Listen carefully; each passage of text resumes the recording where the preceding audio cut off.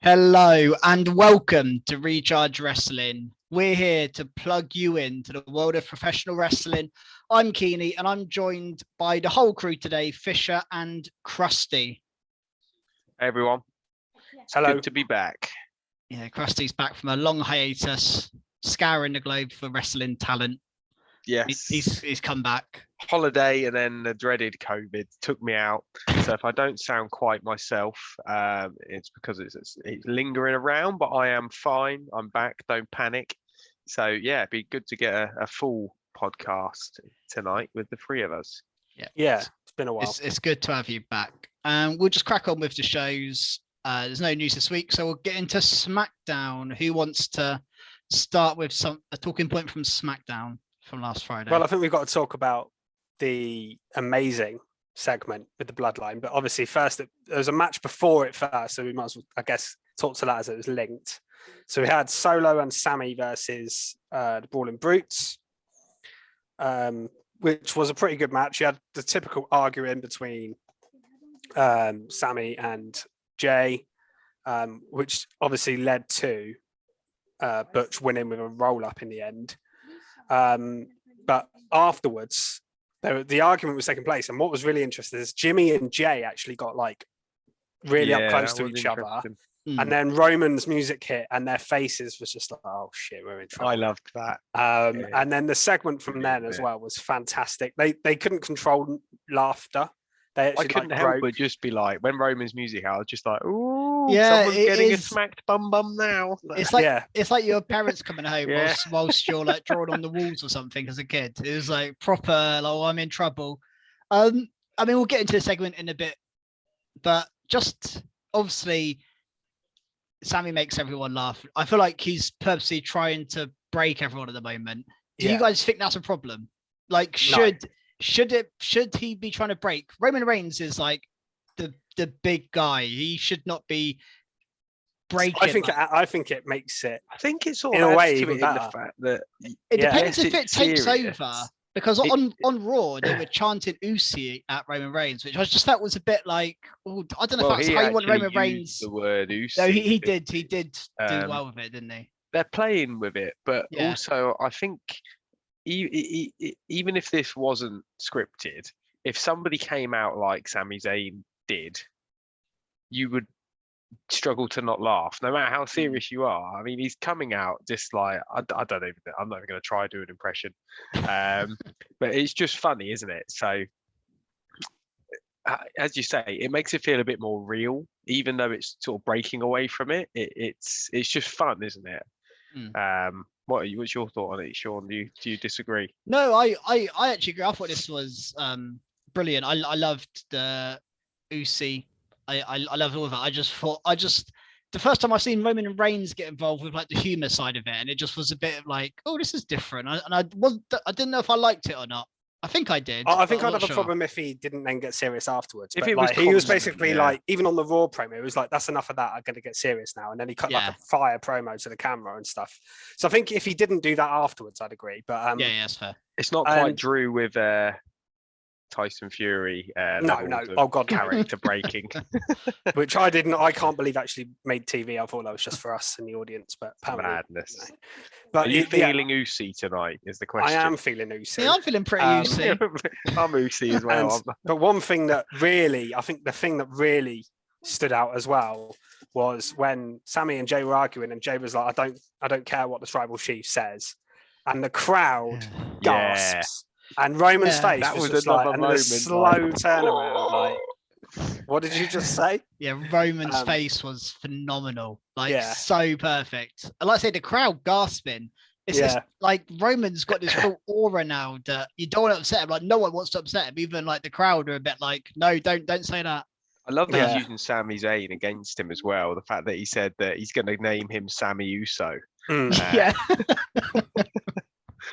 Playing into the humor again. It's just difficult to know when this will break because, as you say, Jimmy got in Jay's face, which was a first. So how long can this go before it it breaks. I almost don't want it to though for a while. I want it to be a real long, slow build. I think it's too soon. Although I think although they've been it's going so to long, be. I think it's going to be. you think it's going to break soon? No, I think it's going to be built quite slowly now because Yeah. from what I've heard, the original plan was the Sami thing was only meant to be like a short-term bit of humor to set up something, but it's got so popular that they want to keep it running. The same thing happened with RK Bro when they paired Riddle and Orton together. They thought, right, we'll do this short-term thing, but it got so popular that they had to keep them together. I think the same thing's happening here because I've heard apparently as well the reason why Kevin Owens isn't doing much at the moment is because they've had to put his plans on hold because of this. So that's why they're holding off on the Kevin Sami stuff because Sami's kind of doesn't need it gone completely flat with KO, hasn't it? He's not even been there. No, he's been on one episode of NXT, and that's it in the last like 4 weeks. He was on NXT like 2 weeks ago, and that's it. But I mean, he generally doesn't work much around the Saudi shows anyway because he doesn't go to them. No. So I think that's part of it as well. But yeah, I'm sure he'll be very pleased for his best mate Sami as well. Yeah, I'm sure he's just holding out. Like there's still big plans there. They're just delaying them. I think they can play it through to Mania. They could probably play it through to Mania at this point and do KO and Sami at Mania versus the Usos. That's probably what they'll end up doing.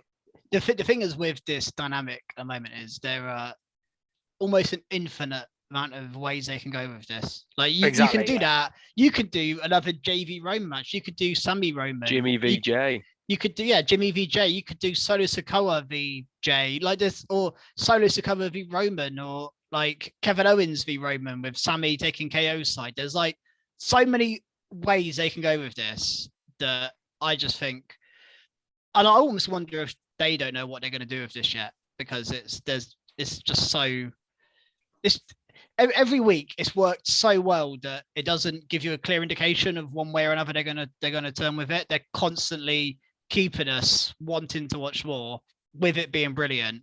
And obviously here we had the whole crew, and then you go to Raw and you've just got Roman and Heyman, and it is almost equally as I was going to ask a question mesmerizing to watch to yourselves. Do you think Heyman adds as much now to the bloodline as he did?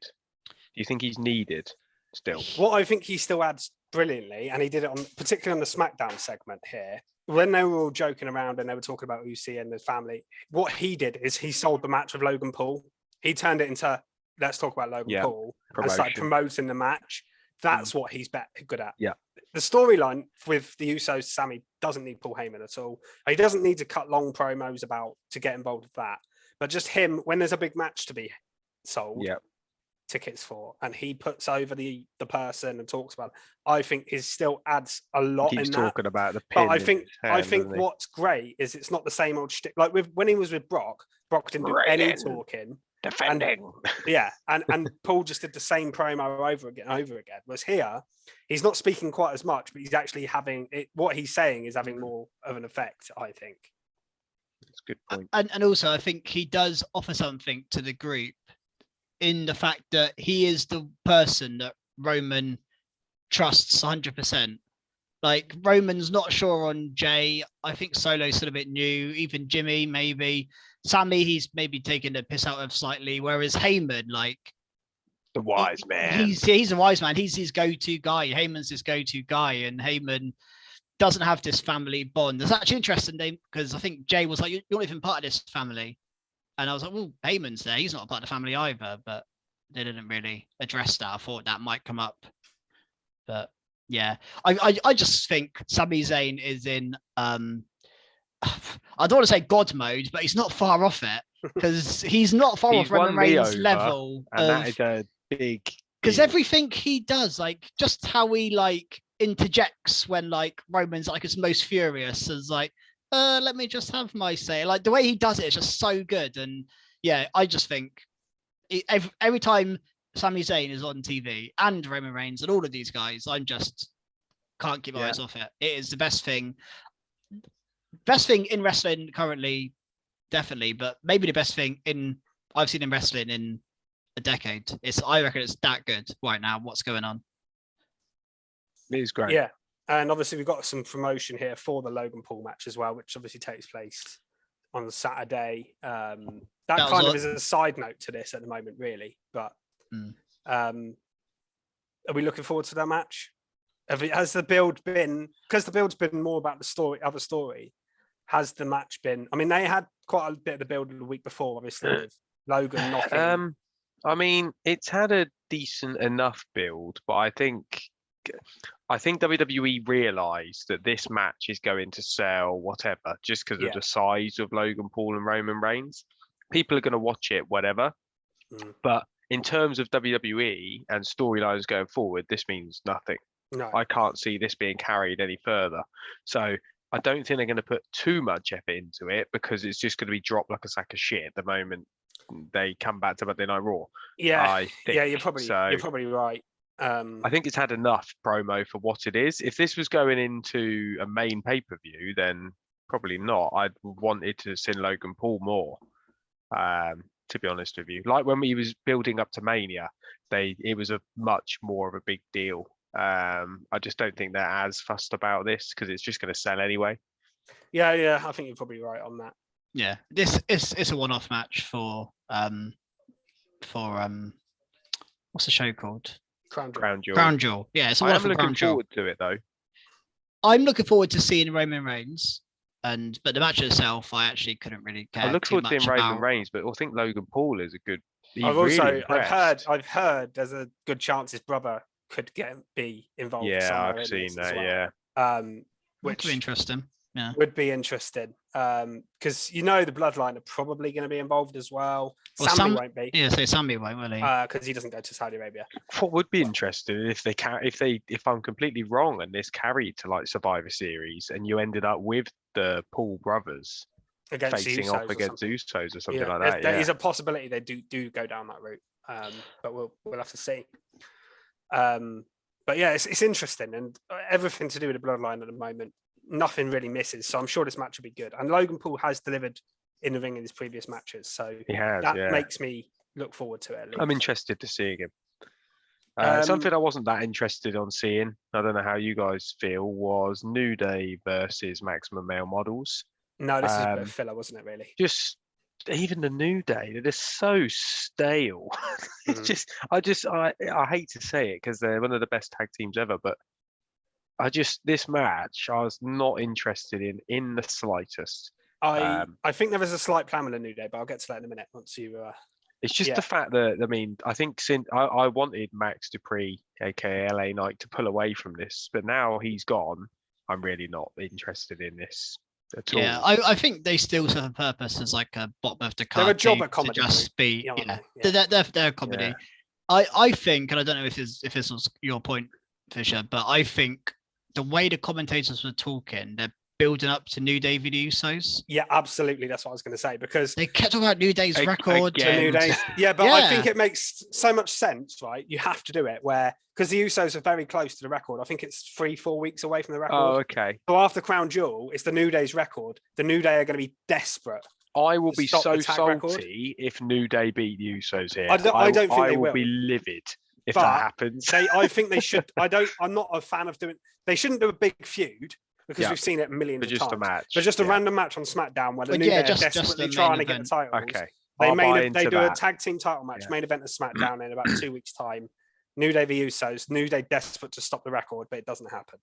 Okay, yeah, I definitely buy into that. That's why I think they're doing all this, because they, like you said, Keeney, they're mentioning it on commentary a lot. New Day have been winning matches to build them towards something. I think that they're going to do New Day. Did they mention that a lot during this match? Yeah. I was so disinterested. They did it during. I didn't even hear it. They did it during the Usos segments, and they've done it during the New Day matches as well. They mentioned it quite a lot in this. Yeah, they're clearly trying to get a point across. And the thing is, it'll be a banger. Yeah, I remember it in the Usos. Those four guys. Oh, it will be a fantastic match. Yeah. The New Day do need to change it up a little bit, though, for sure. I'd quite like to see them try a heel. I know. I really would, just to something different. I think just set them all off solo. Maybe move Woods to NXT, Kofi SmackDown, Big E Raw. Just keep them all separate brands and let them all just do their solo thing. That's what I would do at this point. I don't think they need to be a team anymore.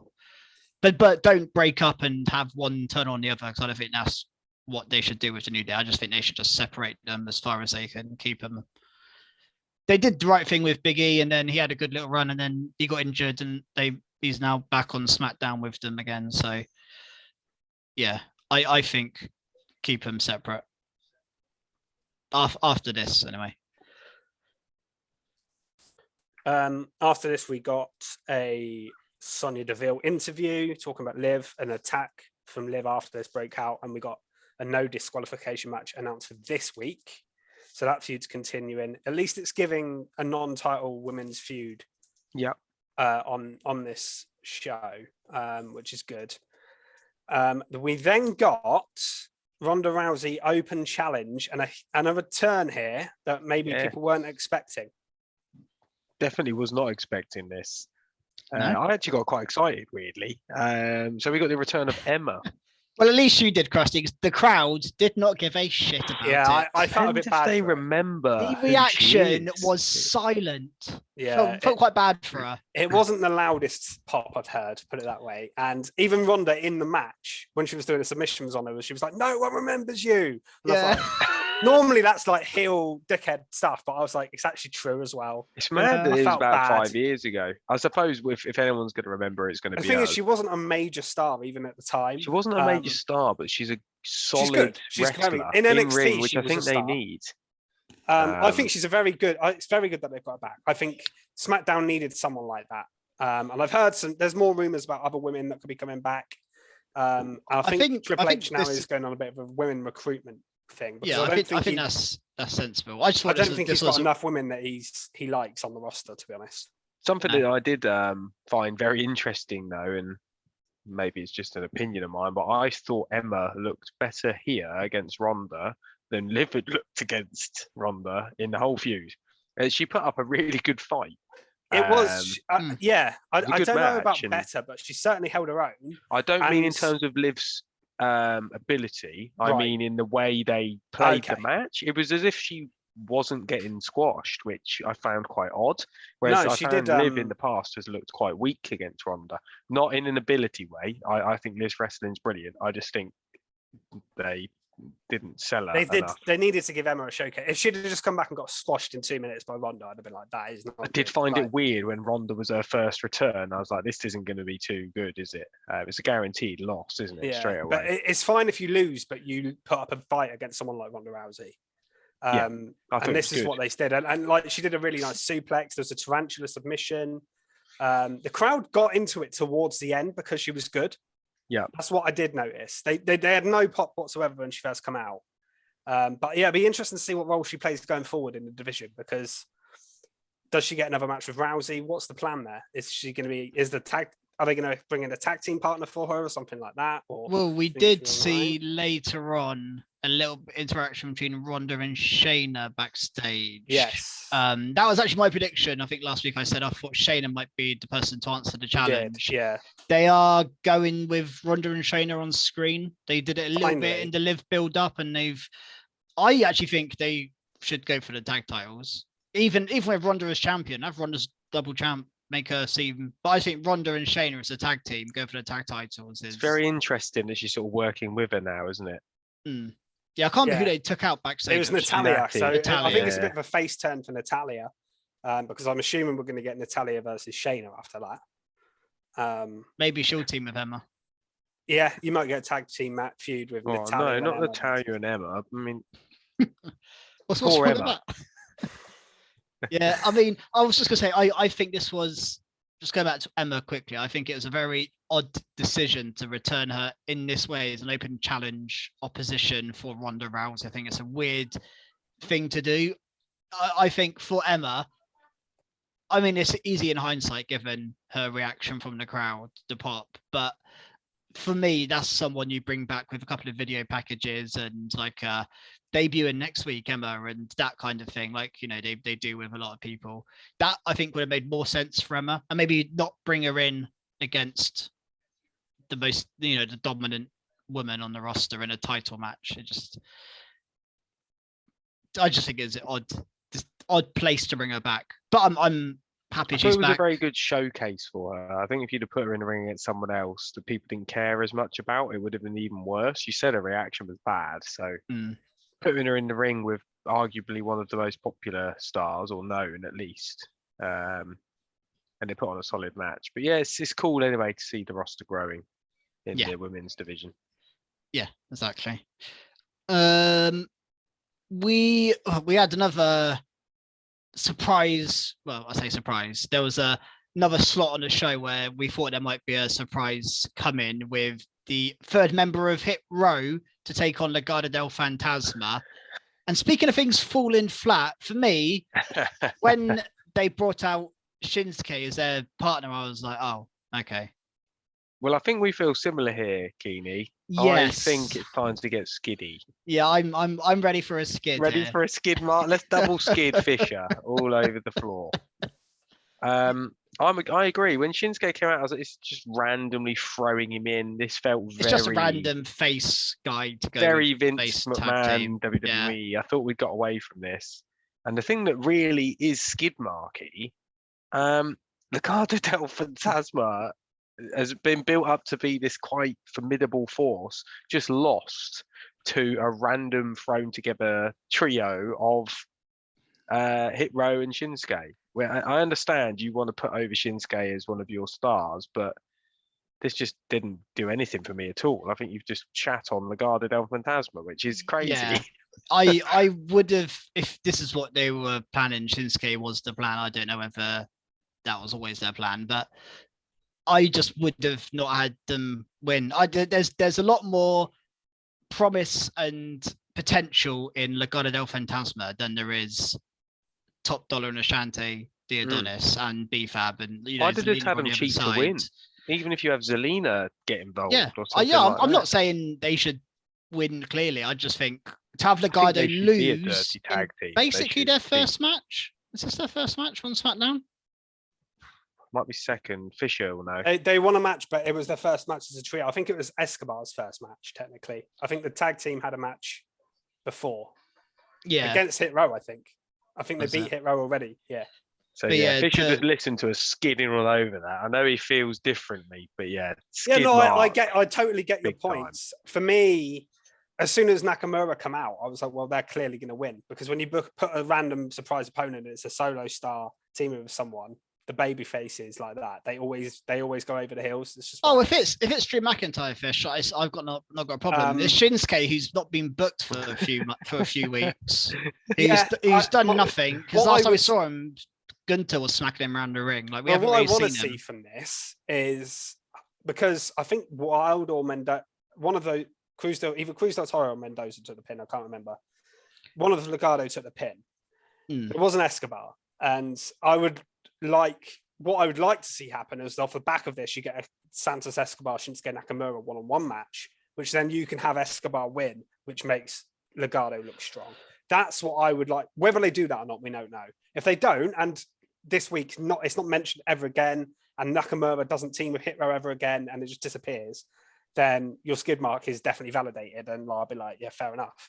But if they do more with it, then I think it's not that bad that Nakamura, because Legado did already beat Hit Row, which I didn't think you'd realised anyway. But so they're kind of 1-1 now. They're one each. So I think there's got to be something, a third match, maybe. But I can see them also doing, and I don't necessarily want this, but I can see them doing Zelina Vega and BFAB in a match as well, because they've been involved in this and not actually wrestled. I think that makes sense. As long if it's a mixed tag, it wouldn't be too bad. But if they do a one-on-one, I think even one-on-one, it makes sense for them as the two women. Can BFAB wrestle? I'm assuming she's been training like her ass off. We don't know, do we? We don't know. But Zelina Vega can wrestle. We know that. Yeah. Whereas BFAB was against Electra Lopez, he wasn't the strongest in ring either. When they fought, she's improved. But anyway, that's a side point. I think another reason that this is a skid mark is,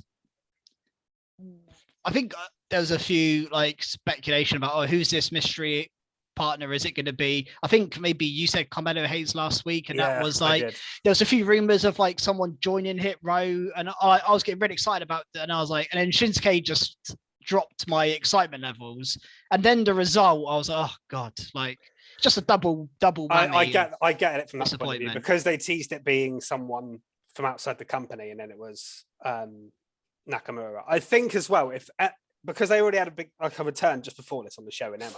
If they hadn't had that, I think it would have been even more noticeable that they didn't have anything. Because I was kind of expecting a big return on this show there, or call up or something. Obviously, we got one with Emma, so it kind of made up for it. But yeah, like I get where you're coming from because they built it to be something that it wasn't. It's a bit of a Tony Khan one, that where he books some in mystery and then it's only this person. You know what I mean? It's not as exciting as you thought it was going to be. Yeah. Random dig at Tony Khan, but that's happened a lot. It's happened a lot in AEW where they do that. Yeah. We got Karrion Kross had a match, which I don't think it happens very often on just a standard match on SmackDown. I think he needed one. Yeah, I think it's fine, and he just beats Madcap Moss in just a straightforward. This was a boring match. Yeah, it wasn't great. Madcap Moss needs like a new ring gear or something. He's got the most generic ring gear in wrestling history. He needs to just be a bit more exciting. But yeah, Karrion Kross got the win ahead of his match with McIntyre at Crown Jewel. He got on the mic, wouldn't let go of the submission. That bit was good. He really needed that. I felt to boost him up again prior to his rematch with Drew. I really want him to shave his head, by the way. I don't like him with hair. It's a bit weird. I did prefer him bald. I think it makes him look more badass bald. I do agree with you. Yeah. That's just a weird side note, but shave your head, Karrion, if you're listening.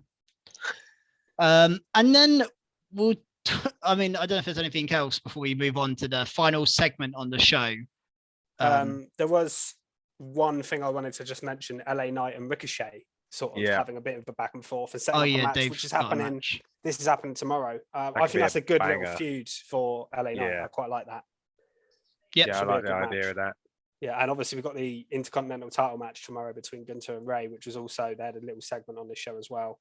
Just Gunther giving him a chop. Ray took a he's going to fly across the ring from one of them tomorrow, and it's going to be glorious. Yeah, that'll be a good match as well. That'll be amazing, I reckon. But what do we make of Bray Wyatt at the end of the show? And probably most importantly, getting interrupted by Uncle Howdy. Uncle Howdy, who I thought was Colonel Kentucky at first. Yeah, so it's part of that sort of Bray Wyatt mysterious stuff where we're not really 100% sure. When everyone's speculating, it could be this, it could be that. You know, I've seen some people say it's another version of Bray. He's kind of feuding with himself. It's like his demons and his, and all that kind of stuff. Then I've seen some people suggest it is Bo Dallas or it's someone else from the outside. It's most likely, isn't it? I think. Obviously, I think the uncle thing is a reference to his uncle Barry Windham, who had a blonde mustache. It looked like that a bit. That bit is to do with that, but who knows? They did sort of tease that it was going to be revealed because they keep saying who is Uncle Howdy on Raw, didn't they? So it feels like they were going to get something on SmackDown, but he's also at Crown Jewel on Saturday, Bray, which is interesting because he's not got a match. So I'm assuming we're going to get a bigger place to announce something. I think we're going to get a big segment with Bray on Crown Jewel. Yeah, I think you're right. I'm excited to see. But I'm excited to see really what it is. What do you guys? Who do you guys think what it could be? It's really intriguing, but I think it's Bo Dallas. Nothing's changed my mind. Otherwise, these don't want to make sense to me. Other than it being someone I don't know. I honestly don't know. I don't know if you've got any ideas, Chris. You've got any insider knowledge. It's all been. It's all been video packages though. So as Fisher said, it could easily be just Bray. Again, yeah. Because some people said it sounds exactly like Bray as well when he's talking, but then Bray and Bo sound similar. Uncle Howdy. Yeah, but okay, but all right. Say it's Bray against himself. What's the payoff to that? Exactly, that is the problem with that. Unless you bring more people, more characters in, I don't really. It's just going back to Firefly, Funhouse, whatever it's called. Well, I hope it is a separate person. I don't want it to be another version of Bray because, like you say, I want there to be a feud with I want there to be a match at the end of this. Yeah, I want to see Bray Wyatt wrestle. Yeah. Want him to feud with himself. No, I don't. I don't want him feuding with himself. I don't know how we can. I don't know how you can feud with yourself. I mean, if anyone can, Bray Wyatt can, but I still don't know how you do it. He's had a match on his own in the ring. Yeah, You could do a cinematic match. You could do a cinematic match where he feuds with himself. Yeah, and he'd probably make it work. But yeah, I want it to be somebody. Wonder how he's in ring now. I mean, he was never elite level in ring. No, I used to enjoy him though. I think he was better when he wasn't the Fiend. I think when he was Bray Wyatt, he was pre-Fiend days, he was good, but I didn't like the Fiend. Was a hard character in ring to pull off because it was just pull off to face everything. It was he no-sold everything, and his offense was mainly like the claw, Sister Abigail, punches, holds. It wasn't anything exciting. So hopefully if he wrestles and he's like wrestling as his character, he could be really exciting. Let me in. Shall we move on to Raw? Let's move on to Raw. Yeah. I want to start with the main event, I guess. Yeah, because we've got an unexpected title change. Yeah. Where did you guys see this one come in? No. Alexa and Asuka are your new tag team champions. It's made me question what's going to happen at Crown Jewel because you've got Bayley versus Belair and you've got a rematch here. So it's very hard to predict. Is it time for a big return, do you think? Oh, you're thinking Sasha. I am. Well, I can't understand why they would do this. I just don't get it. And I think if Sasha and Naomi come back, it needs to be as heels.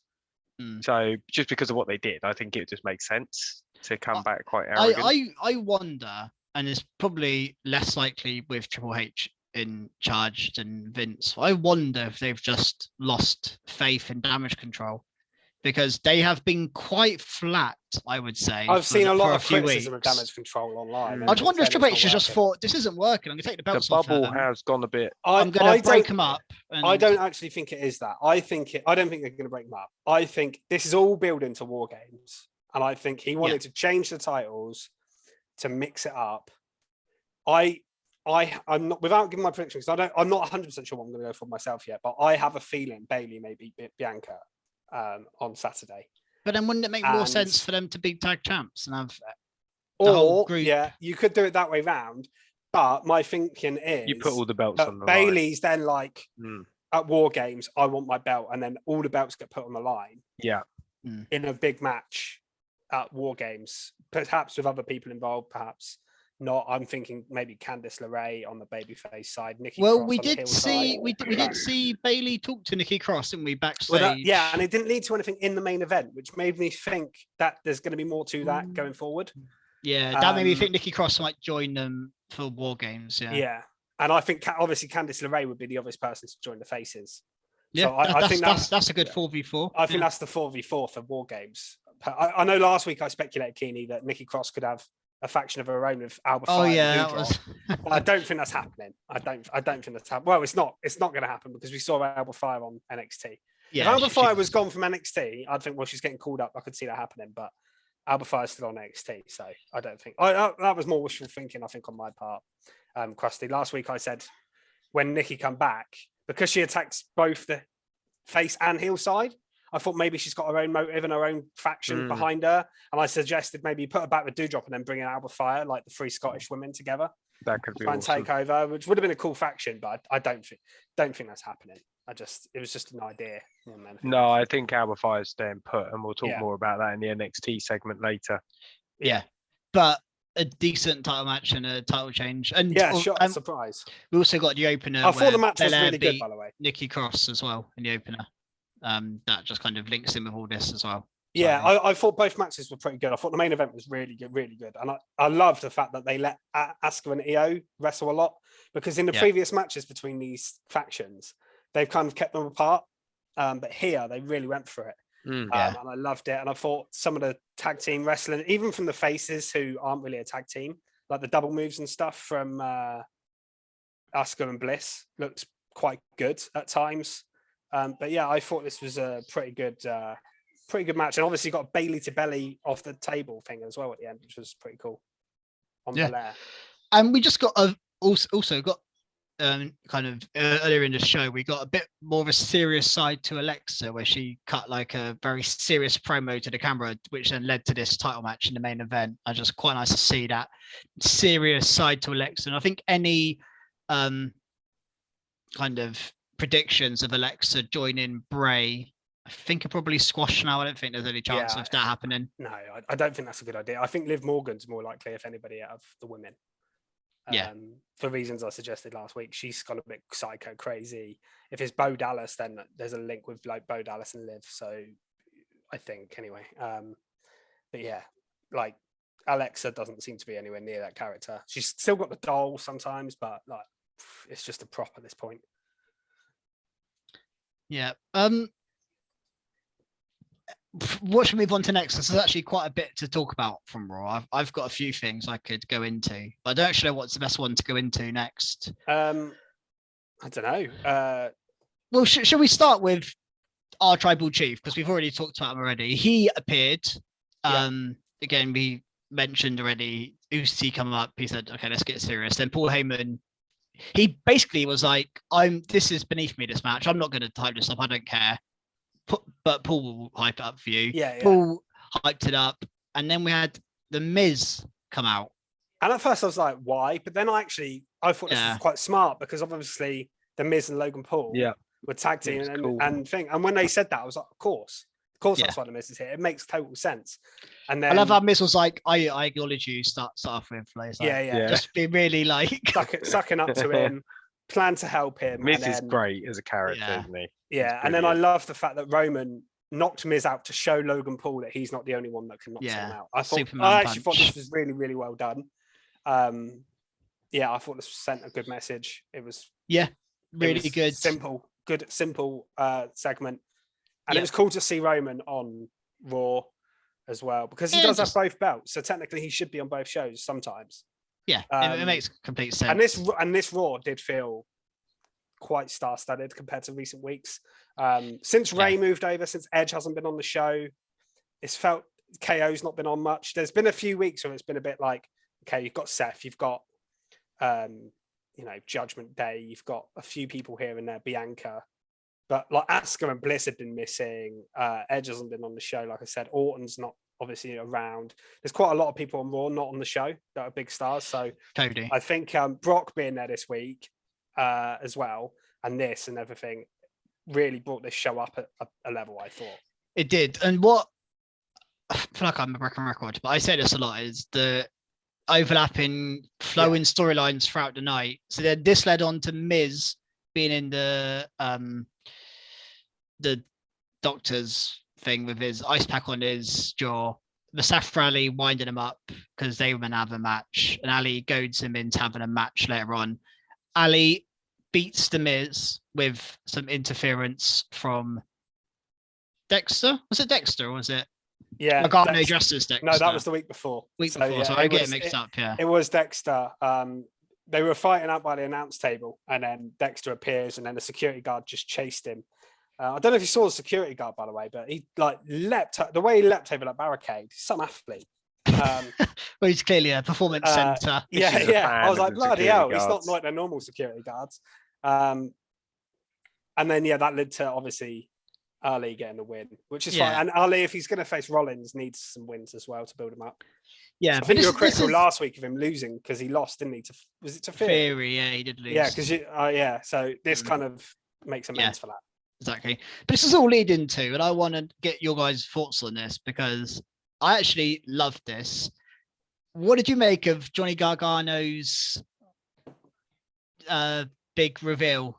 I love this as well, and I know Krusty said he wasn't keen on it. But I didn't really like this. No, so this is where Krusty's going to disagree with us two now. Tell me why you liked it. See if you can win me over. I just thought Johnny Gargano was hilarious. I thought the reenactments were brilliant. Yeah, the reenactments and him being like, this is a bad actor. And okay, some of like the storytelling's a bit like you really have to stretch your imagination to believe stuff. But I just think Johnny Gargano plays this, and I love like how they did it with the sit-down interview with Byron Saxton, and then reenactments of what happened. And yeah, I just thought it was funny. I like if you listen to this podcast enough, I loved Gargano's humor on NXT, so it's probably not a surprise that I enjoyed this kind of thing because it's right up my street.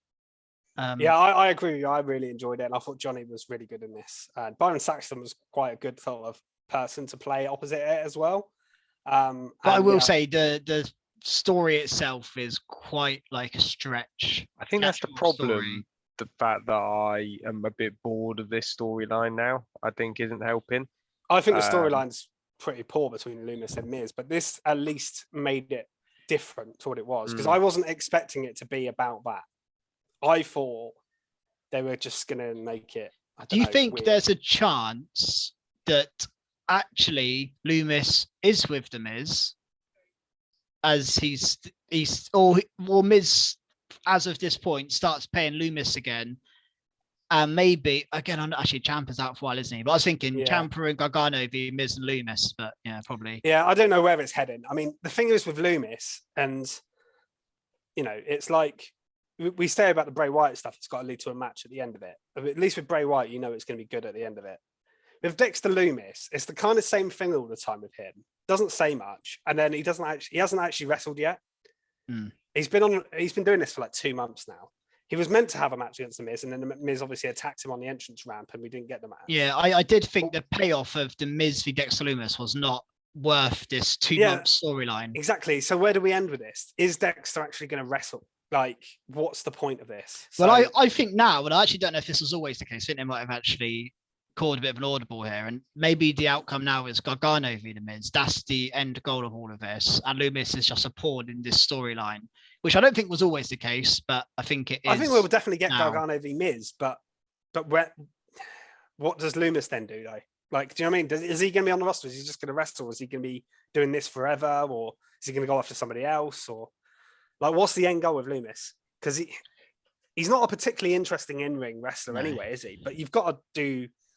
They could bring Indy Hartwell in. The way to make Dexter Loomis a bit more relevant is to bring Indy Hartwell in and have Index, especially if you want to position him as a babyface, because at the moment he's not a babyface. No, he's stalking someone. Well, also he's taken bribe money from the biggest heel on the roster. He's been, intruding his house with his children inside. Like, he's been abducting people. He got arrested on NXT. Like, everything he's doing is heel. Yeah, I wouldn't mind if he actually floated around with Miz almost permanently. Yeah, I think that could be his landing point here. Is he just ends up being the Miz's lackey? Because the Miz tends to have one, doesn't he? Yeah, and it could be doing worse, because then Loomis doesn't need to talk, because Miz is obviously an elite level talker. He doesn't need to have loads of matches, because he can just be like his bodyguard in people's houses. Yeah, like, well, I can see how they turn this around, and somewhere down the line we have a segment where Loomis is babysitting Miz's kids, and Miz is happy about it. Miz is, oh yeah, come and babysit my kids, come in my house. Oh, you can have a key to the house, and like just make it a joke of everything that happened before. Yeah, a bit like what Johnny Gargano was doing almost before as well. Yeah, because he was unsure about it. It wasn't. I want to bring the fun. I did see a part of the segment though where they showed Gargano and Loomis having thumbs up. I missed that. I want to bring it back. Yeah, I know. I like it. And I like bring that back. I liked how he had a video, a voice recording of their phone call, and it's just a Miz talking because Loomis doesn't talk. So it's just that bit was quite funny, and it ripped him, didn't he? Yeah. I enjoyed that. But yeah, anyway, I really wanted to mention that. I thought it wasn't sure really your guys' segment, views, and I liked it. I even watched it twice. It was all right. I just thought it's the story that is not quite grasped me. The story itself wasn't the best, but I thought the execution from Gargano was superb.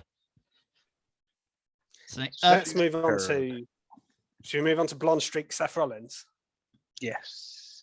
Being back. Let's get Krusty in a better mood. Because let's talk about something that I don't think anyone's going to dispute. What a match this was. The match of probably the best match we've had this week on WWE TV. 100%. Rollins and Theory, absolute banger of a match. bit of a random one, really, because it's almost like two heels against each other. But Rollins was like so over here as a face. It's just at some point you've got to turn him. Like He has to go face, doesn't he, Rollins? The thing is, his character doesn't quite work as a face, does it? no, I know. Yeah, but the crowd love him. But I think he just needs to carry on. Mm. It's almost like I know we're sort of flipping to a different brand, but MJF, as heel as you can get, but people absolutely love him. Yeah. I just don't think Seth at the moment should turn face. I just don't think he would benefit from it. I think it would be a slow decline to him being unpopular again. You might well be right. And that's what happened But it's last just time, interesting wasn't it? because it's the dynamic here. Because normally he wrestles against faces, but he wrestled against here, who like probably the most hated heel on Raw in theory, and it just made him even more popular. But the match itself was so cracking, wasn't bloody it? good. Yeah, just I think Theory needed it as well to give him a bit of credibility back. I know he lost, but it really did put him over as a credible wrestler. Yeah, and the reason he lost mainly was because he got a bit cocky towards the end, tried to do the pedigree on Rollins, and then it got reversed. So I thought that was a good way of doing the finish as well, because Theory got quite a lot of offense. He got some 2 or 3 near falls in the match, but in the end he got too big for his boots, and Rollins ended up beating him, which is obviously the right decision, because Rollins now with this US title will surely go on a bit of a winning streak, I'd imagine. He should, yeah. I just think he's one of those guys who could face heel or face, and it just works because he's just arrogant, isn't he? Like you could put him against Karrion Kross, for instance, and just have him laughing at him.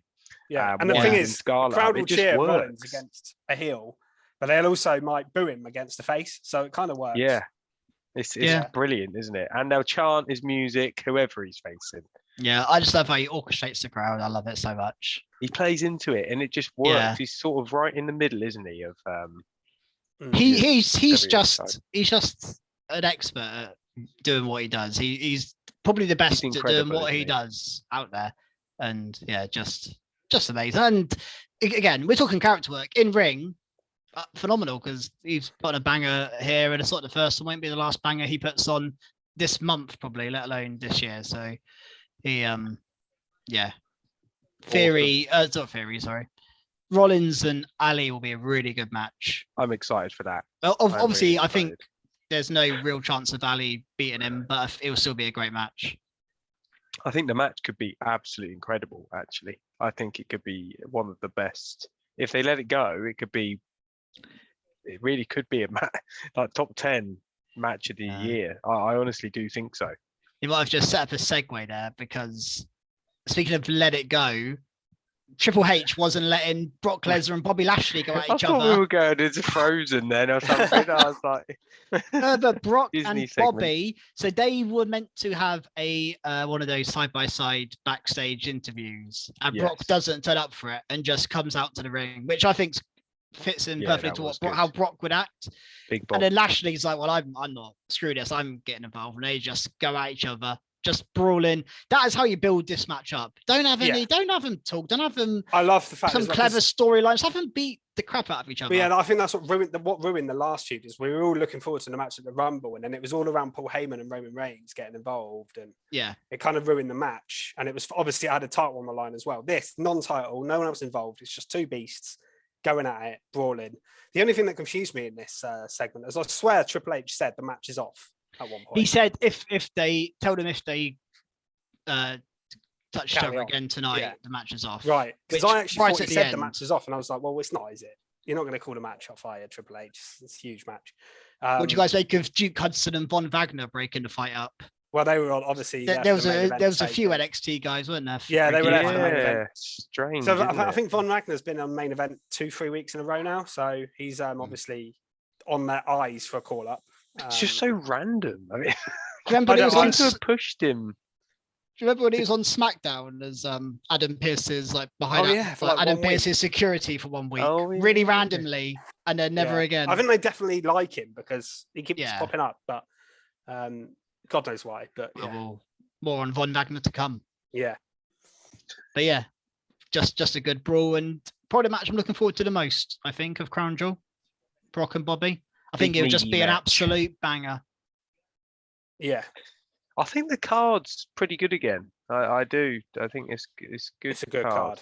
The pay-per-view cards Triple H puts together are usually pretty decent. They're shorts, well, Yeah, short, this two was and a half longer. hours. This was longer. They're snappy. There's no, there's rarely a filler match, is there really? Most matches have a strong purpose to be there, either a proper feud or a proper title match and a few weeks of build. Whereas I think some of Vince's and Tony Khan AW is their pay-per-view cards have a few filler matches just to get everyone on the cards. Whereas I think Triple H is more snappy, just the matches that matter. And he'll leave off, big guys off the pay-per-view. Like Seth isn't on Crown Jewel. Doesn't need to be because there's no real need for him to be on there. He could have thrown Seth and Ali on there and it probably would have been fine, but he hasn't, unless this is where Fisher tells me he has. No, I think there's already 8 matches. I can't see him adding a 9th. And as far as I know, I haven't seen anything about Seth being in Saudi Arabia because obviously I've seen pictures of certain people, but I haven't seen him go over there. No. Anything else from Raw? Carl Anderson beat Damian Priest. I think that feud has gone a bit flat. I know we've got the match to come. I was a little bit disappointed we didn't get a reveal here for the woman to even up the odds. Yeah, and why didn't Luke Gallows fight Damian Priest? I think I said last week. Yeah. Because we had Balor v AJ, we had Anderson v Dominic, those 4 have been involved. And then I was like, okay, the 2 left are Gallows and Priest, the 2 bigger guys, and then it was Anderson again, not Gallows. Yeah, I thought that was a bit odd. Anderson probably delivers a better match, to be fair. I was going to say, I think they like Anderson in the ring, don't they? Yeah. And he won by roll up here, which I think he did need because obviously he lost the week before. Yeah. I'm actually enjoying this feud. I am, I'm but the opposite. I do think the reason I think I was a bit disappointed was because they teased so heavily last week, someone countering Rhea. Yeah, but do you think that's going to come at a biggest time? It'll come at Crown Jewel because they're having the 6-person tag. Yeah. It's obviously coming at Crown Jewel now, but who do you think it is? I'm not sure. I think there's a good chance it's Charlotte. I think so. I want it to be Charlotte. I think that will be a massive pop. You wouldn't waste that on a. I think Beth is obviously an option because of what they did to her, but other than that, I don't know who else it could be. Really, I can't see it being anyone but those 2. Emma. Unless it's someone else that's returning. There's been some rumored other returns. It's going to be Charlotte. Sure. The problem is the other people Billy returning that they've rumored returning. I'd love to not see Iconic equal to Rhea. Yeah. I think it's got to be Charlotte, and I want it to be Charlotte because it's something different. I don't want Charlotte back as Charlotte Flair. Yeah, I think that's important. Bringing Charlotte back as a face with the club is a proper change. That's something I can get behind. I look forward to seeing Charlotte all of a sudden. Yeah, because I won't if she just away comes from the back title pitch. Yeah, if they bring it back in the exact same role in the exact same top of the card, it's just going to get boring straight away, like instantly. So yeah, 100%. That's the way to bring her back. And I just love the club. I love him. It's such a random return that I'm so into. It's just good. I just get really excited when they come out. I don't know why. No, they are good. Do a little move. Too sweet. Yeah, good. And I think it's what AJ needed as well because he was kind of floundering a bit. So AJ definitely needed. He was in trouble. Yeah. Bring back the OC. Yeah, perfect. There's one more thing. The Corbin JBL segment. Yeah, Corbin and JBL. JBL's good on the mic, isn't he? He is really good. He's a really good heel. He's always has been. Yeah. Corbin needed this. Talking about people needing things, Corbin needed a real strong talker for him.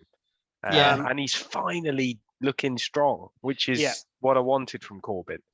Have we been enjoying the promos where people mention Truth a few times and then Truth comes out? Yeah, that's like his new thing. Yeah, I love it.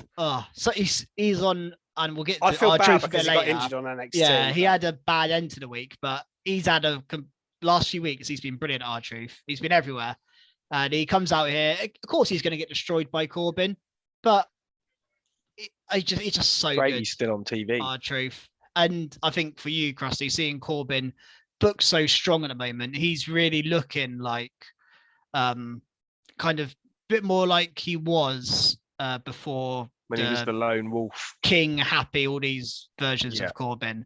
I wouldn't mind him changing his ring gear a bit because he's still dressed like Happy. Change his ring gear, music. change his music a bit more. His ring gear should go back to Baron Corbin, which he is now Baron Corbin again, but go back to the dark clothing and shave his head. I think more metally music rather than like or just change him again to make him more like maybe JBL him up a bit. It could be quite funny, I suppose. Even if he wore like a cowboy hat and just was ridiculous. Make him look quite manly. But at the moment he just looks a bit mad, doesn't he? But he's winning matches and winning with end of days. That's the main thing. They're just testing the waters, I think, aren't they? Yeah. I'm just happy to see end of days again. And such a good move. Yeah. There was one other match on Raw to talk about, which was the Triple Street fight. I know his dress up was hilarious. I thought this is brilliant, fancy dress. It was funny. Riddle was hilarious being Ezekiel. I thought that was hilarious in itself. But then obviously Gable and Otis, the Patrick Swayze thing that he did, and that was really good.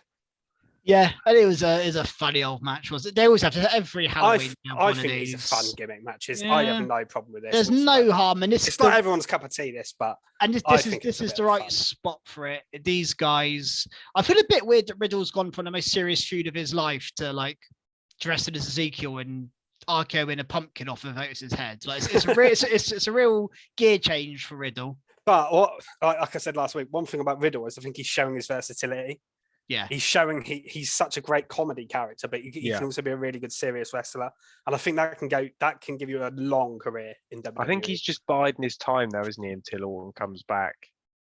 I think that might does be it feel now. Like we're just waiting for Orton. He's had his big Seth feud. I hope Orton comes back soon by WrestleMania. And I think this is probably just leading to an Elias Riddle feud at some point. Because Elias is already getting fed up with getting annoyed, isn't he? Elias is eventually going to smash him with a guitar. Eventually, Elias is a heel again. Elias is better as a heel. Yeah, I'm not sure if I'm on as a face. I think Ezekiel okay was as a face. It was good. he was just bland. He was just no character. Apart his character was I'm not Elias. I love how you still mentioned a lot though, Ezekiel. Yeah, and to be honest, I think they have missed the trick with not doing a segment with Owens since he's come back as Elias. Yeah. I can't believe they haven't just gone, what are you doing back? Like, I was right all along, wasn't I? And Elias is just like, yep. Like, I would love to see that. But I thought this was a bit of fun on the show.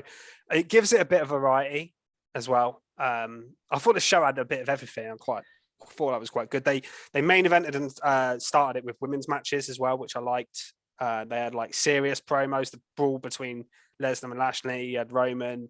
Then you had this fun match. You had a bit of everything in there. The Johnny stuff, which was really different. I liked Raw this week more than the last couple. Yeah, there's just one other thing from Raw. I had MVP just got a little promo backstage saying he's got a surprise for Braun Strowman this Friday. Any idea what his surprise is for Braun Strowman? No, and to be honest with you, I'm not really excited about this. Cool. This match, get Braun to beat Omos and get it over and done with. Do you care anymore, Krusty? We've Braun on to someone else.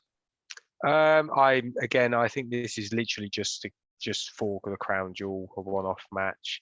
And then we can get him into something a bit more serious, hopefully, for the build. But what would you do with Braun or Omos after this? I think Braun's got a few options, but I don't know. What does Omos do? Omos, I don't know what to do with. I'm afraid nothing. He's not charismatic enough. No. Braun at least has a personality and is really good in the ring, like for a big guy. Omos doesn't have either of them. Yeah, I just think Braun. I just know what we do with Braun because I don't think I want him near the world title picture. And I don't know what. I think a feud with someone like Cross or someone like that would work. I think a feud with Gunther could potentially work. Maybe. Okay. I know he's a big destructive machine, but he doesn't have to win. I don't think.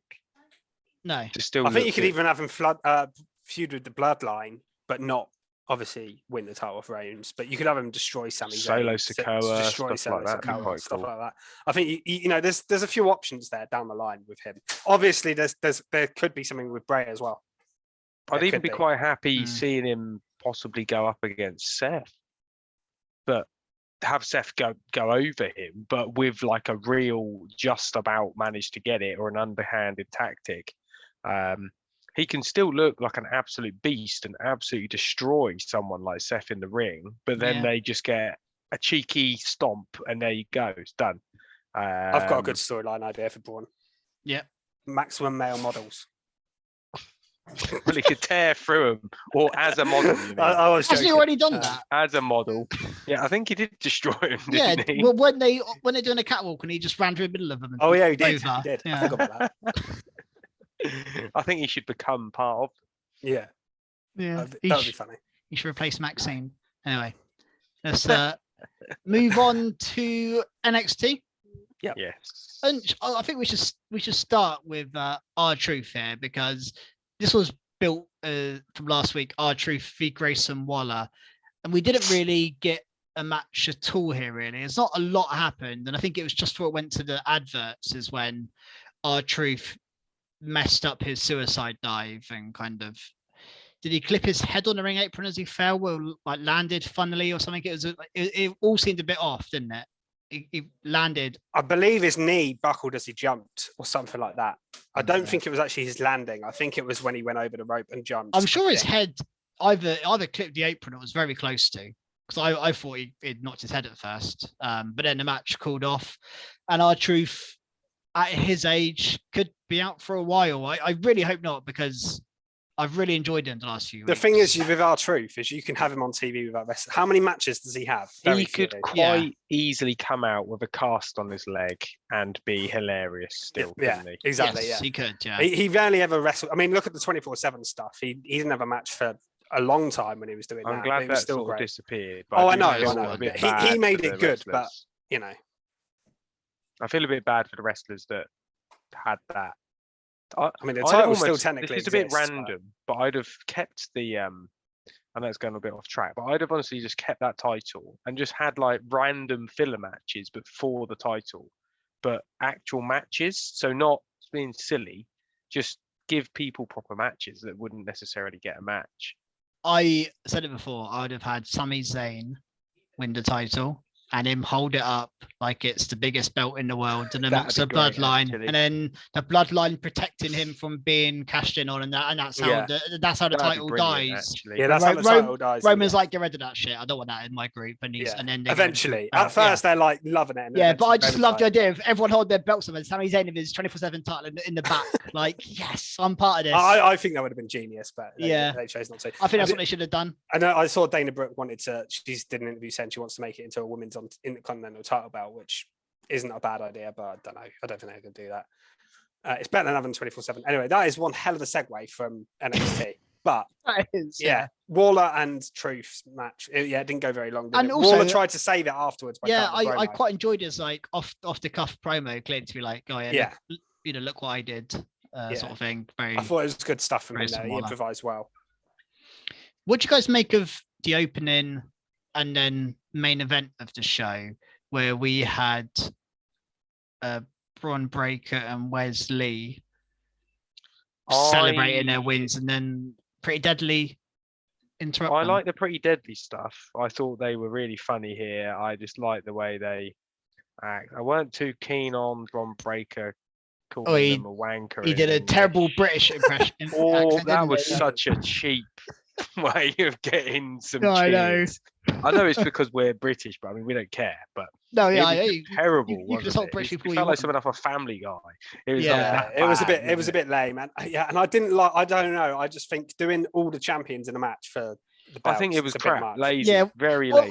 Well, the thing is with this main event is when I saw it was coming about, I thought, well, there's no way they can book this clean. This is going to be some ridiculous match. It's going to be. So I've also pointed. This match to me, I was like, I don't like this as a main event. It was annoying, wasn't it?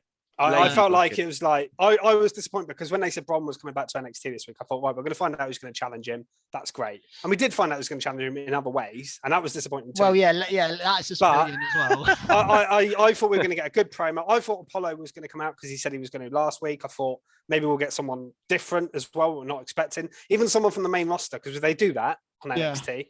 I'd have loved that if like Cedric Alexander come out and was like, I'm not doing anything. I'd have been like, this is going to be a banger. Great.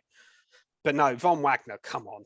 Well, and also they had in the main event, they had Carmelo and Von Wagner come out, and I thought, maybe we're going to get Carmelo and Braun. That's what I want to see in the main Carmelo event. Braun would have been great. And then Carmelo goes after Wesley, and again, yeah. Thingy goes I after actually Braun. thought this NXT. There's a couple of things I like, but I thought overall this NXT was really disappointing. Yeah, I think they really should have gone to Carmelo Braun.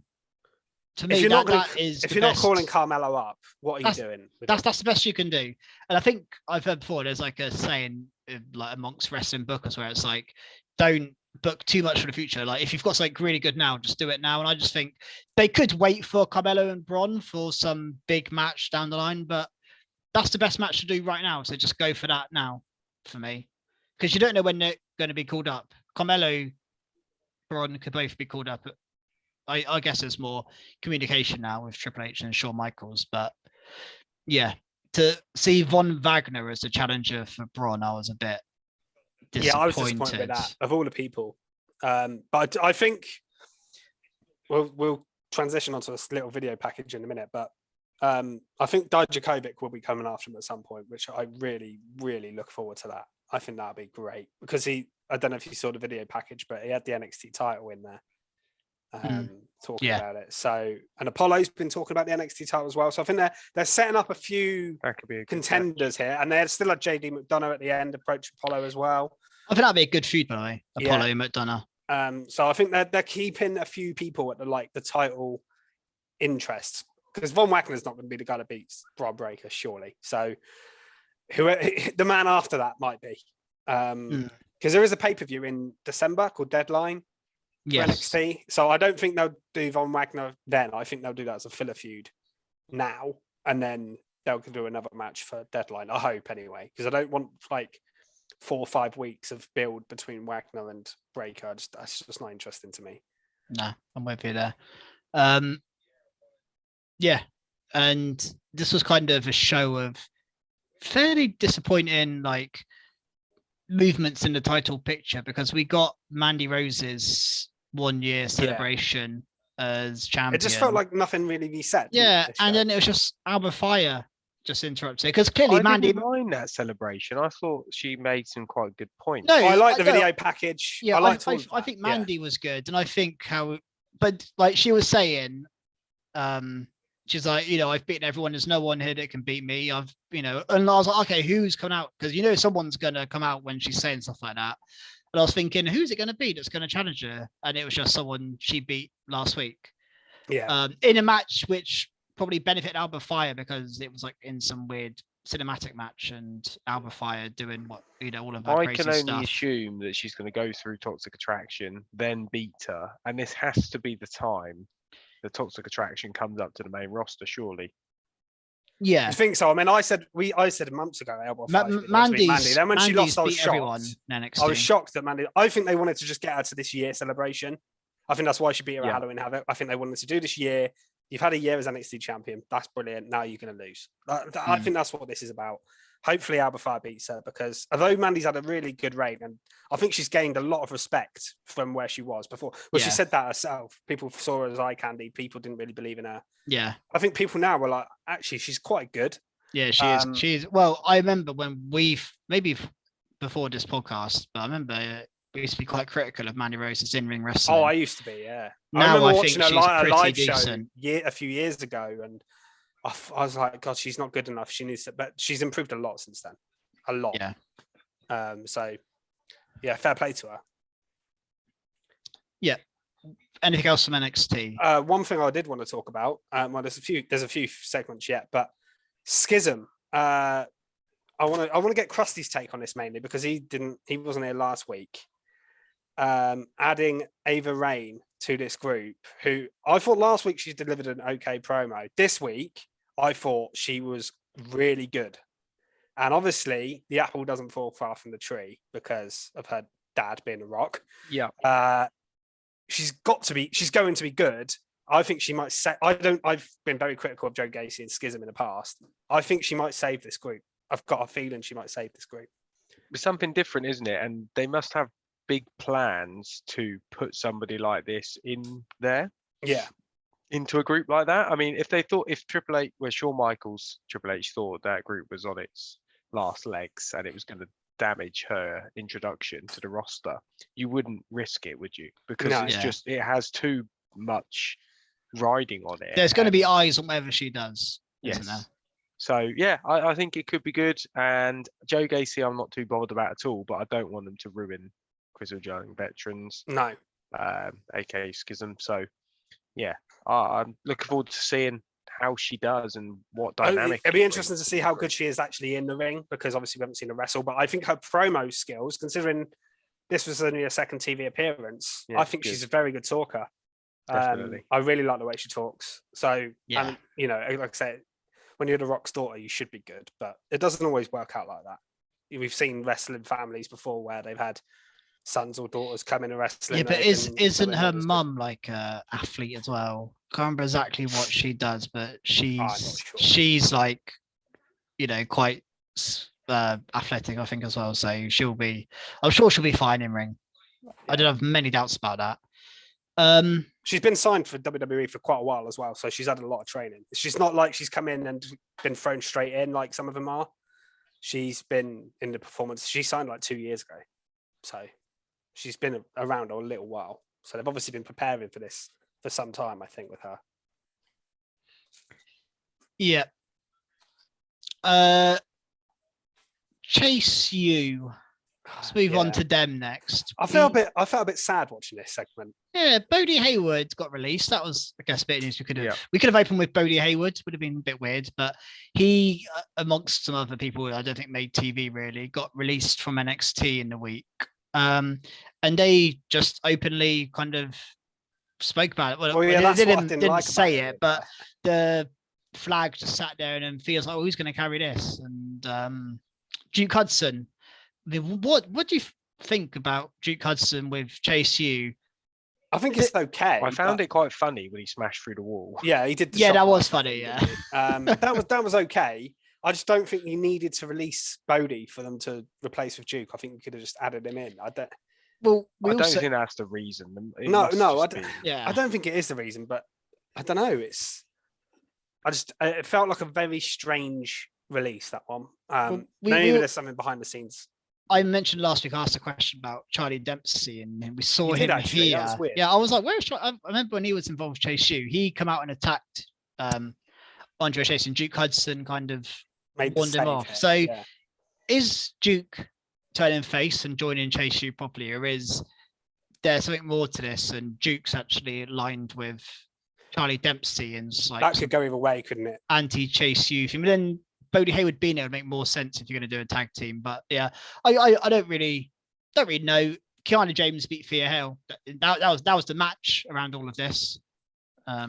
Yeah, it's okay. Well, the interesting thing was obviously Duke Hudson put Thea's foot on the ropes, and then Andre Chase was like, "We don't do that."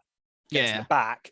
Then they lost. Then got beaten up, and then Duke had to make the save. And he kind of at the end he picked him up and was like, yeah, we're going to do this my way, kind of thing. So maybe Chase U turn heel. That's what I'm thinking, rather than Duke turn face. I can see Chase U adopting a much more Duke Hudson style of way of doing things eventually.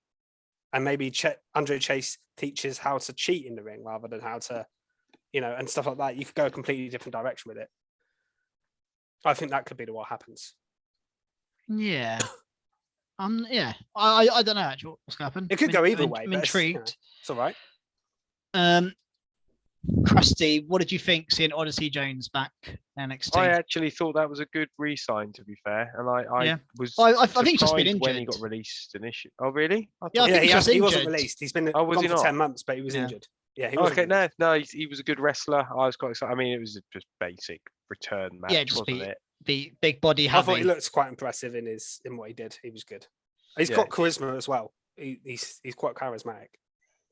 Definitely, yeah. He's a good wrestler. So, and there's not many big, huge guys on NXT either. I know you've got the likes of Von Wagner, but you've got Sango not the same shape as. They're not the same sort of shape and dynamic as Odyssey Jones. He's quite a cool character. He's quite quick as well and agile for his size. So yeah, it's just pretty good to see him back. Yeah, it is. And you mentioned Veer and Sangha there. They had a little backstage thing with Valentina Ferosh, who she faced Cora Jade, didn't she? And yep, got beat. lost to Cora random Jade. match that no one really cared about. Yep. And then Wendy Chu came to the rescue. Yeah. Which I think Wendy we're Chu obviously we're is one setting up a Cora person I'm Jade. not getting on board Yeah, with. Wendy Chu, Cora I Jade. like Wendy Chu. I'm part of the. I'm a Chu chewer. I'm really not sure. I'm not at all. Yeah, Cora Jade I think won me over. I think I'm turned off by Wendy Chu. Cora Jade, I quite like. Yeah, I've been won over by Cora Jade, but yeah, not Wendy Chu. I fed up with Wendy Chu. No, Indy Hartwell beat Zoe Stark.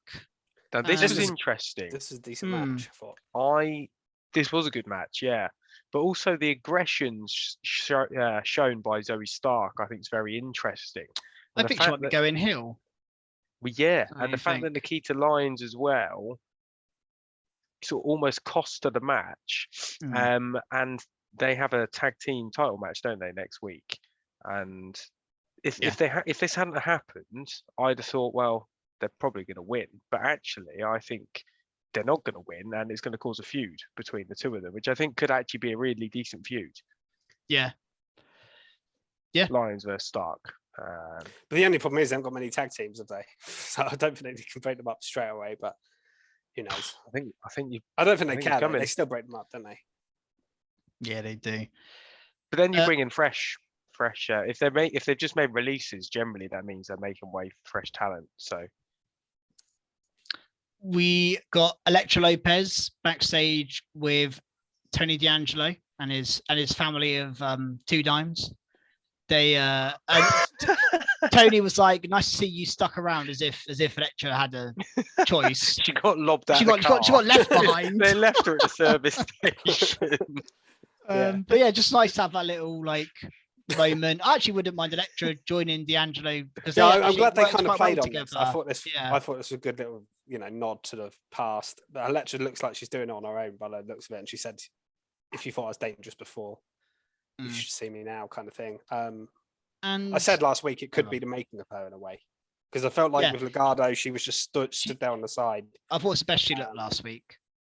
Yeah, so this could, I think it's upgraded Legado by putting Selena with them, but it could also upgrade Elektra's career because she could become a singles star out of this, whereas I think before she was massively overshadowed by Santos Escobar and the others. Yeah, so. I agree. And does anyone know who Scripps is? No, I've got no idea who Scripps is. I've got a prediction. Go for it. I think Krusty might like this prediction. Okay, I'm excited. I think it. You might laugh at this. I probably will. I think it could be Noam Dar. That's weird. I saw someone else say that. Yeah, I don't know why. I don't know what it's based on though. He hasn't been released, and he's just knocking about. Yeah, he hasn't. He's been knocking about, and I could just imagine him having a character called Scripps and pretending to rap, actually being rubbish in it, and just being a bit I'd love to because he's a bit because he's awesome. He's a bit like the Mustafa Ali character, the hacker. That thing on the hacker thing. It's kind of a bit like that, isn't he? He's a bit. I don't know what it is. The Scripps thing is. That's my prediction. Noam Dar. Yeah, I honestly have no idea. It did sound like he was something. One of the lines he said made it sound like NXT was familiar to him. Yes, which made me think it could be someone returning to NXT or that's been around NXT before. Because Danny Burch. If it was someone completely new, then I don't think that would work. But I'm not sure. Danny Burch. No way, Jose. Kushida. Oh no, not Kushida. No, not Kushida. It's not Kushida. Christ. Only Nice is back. We've gone off the rails. What's happened? Um, I just wonder if there's any ideas for sure. You usually got some inside knowledge. No, I honestly have no idea. I've not heard any. I've not heard any actual rumors of returns that this could be. Probably because it's not going to be anyone huge, is it? If it was a main roster person, like if it was someone coming up to the main roster, there'd be people talking about it because, like Uncle Howdy, you know, people talk about that. Anyone else that might be returning who this could either be someone completely new, or it could be someone like Noah. It could be someone like Noah Bar. Yeah, it could easily be. I don't know who it is, but It is interesting. They He's haven't done still a lot signed so to far. WWE now, and he didn't get released. Oh yeah, I know. Yeah, I know. And he's probably someone too good to just do nothing with. So yeah, it depends. Because it's weird because Tyler Bates not been around much. I don't know what they're going to do with these people until yeah, Tyler NXT Bate, Europe starts. Blair I would have just Davenport, Maiko Satomura. There's a few of them. Why have they not kept these people on TV? They're like so good. Yeah, I know. All of them, like great. Yeah. No, wait, yes, I have nothing else from NXT. I'll just have a quick look, see if I've got anything, but I doubt it.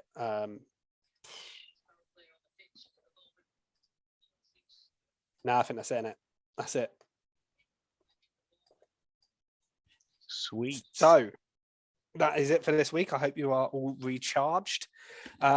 We have got predictions this week, of course, for Crown Jewel. It's up on our Twitter now. I've seen a few people have predicted so far, which is a good start. I haven't actually tagged anyone either in it yet, because normally I tag people that are already in our league, but I saw a few predictions coming in from some of our usual folks, the likes of Springer, the likes of LB, if you're listening, any of you. Oh, Springer and LB. I can't pronounce this guy's name, but YCIPSSS, that guy as well. YC Piss. I think it was called Wrestle Worlds before, but yeah, they've all predicted. We'll get ours in. So we're not going to do them on video, are we? We're just going to put them on Twitter, I'm assuming. Yeah, it's probably easier. I'm pretty busy this weekend, so yeah, I won't get a chance. But obviously, it's a nice show time is for us. Saturday afternoon show as well, which is quite cool. So we can watch it live. Maybe we'll try and do something after the show. Maybe. Yeah, I'm actually out Saturday night, so I can't watch it live. Oh, he's just showing he's a cool dude now. I've got big plans. So I can't do anything. He's going Saturday to the night. library. He's got a new library card. I'm actually going to Saudi Arabia to watch it. I mean, that'd be awesome. That would be, yeah. It would be if you were. But yes, so follow us on Twitter for more information on that. Obviously, feel free to join in. It is the end of the year. We're coming towards the end of the year now. Obviously, Ooh, an end of the year pod. At the end of the year. Prize comes out at the end of the year for the man at the top. RM Punk, probably going to be you. But if you haven't joined in, it's still not too late to. You can still do it for fun and practice. Get your practice in so that when next year starts, you're ready to go. Because we've only got 2-3 shows left for this year now. So that'll be so follow us on Twitter at Recharge Wrestle. Obviously, just if you're quickly, Fish, who's out of us three? Is it Krusty first, me second, you I think third? it's but I think you two are like 1 point in it, and I'm like 3 points behind or something. I thought we were drawing for some reason, but I can't remember what the exact. Because that's the big prize. I need to win the recharge. Gloat. Yeah, I can't. Recharge. So for the whole of next year, I'm going to buy a trophy if I win, and just. If I win again, I'm going to rub it in so hard because that means is it 2 or 3 years in a row? It would be about 3. Yeah. Might be 3. Are you ready? Anyway, sorry. Yeah. Anyway, Fisher, you were saying. So if you're listening to us on the podcast format, obviously check out our YouTube channel, Recharge Wrestling. Like and subscribe there. If you're listening on YouTube, then check out the podcast. Give them a listen if you prefer to. Follow us on Twitter, like I said before, and we'll see you next week. And we'll have a review. We definitely will have a review for Crown Jewel come up. So yeah, look out for that. Just don't know. We have to now. Now you said it. Well, we'll do it. Even if it's just me, I'll do it. But we will do one. The MVP. Yeah, it's MVP. Anyway, see you next week, guys. Goodbye. Thanks. Bye.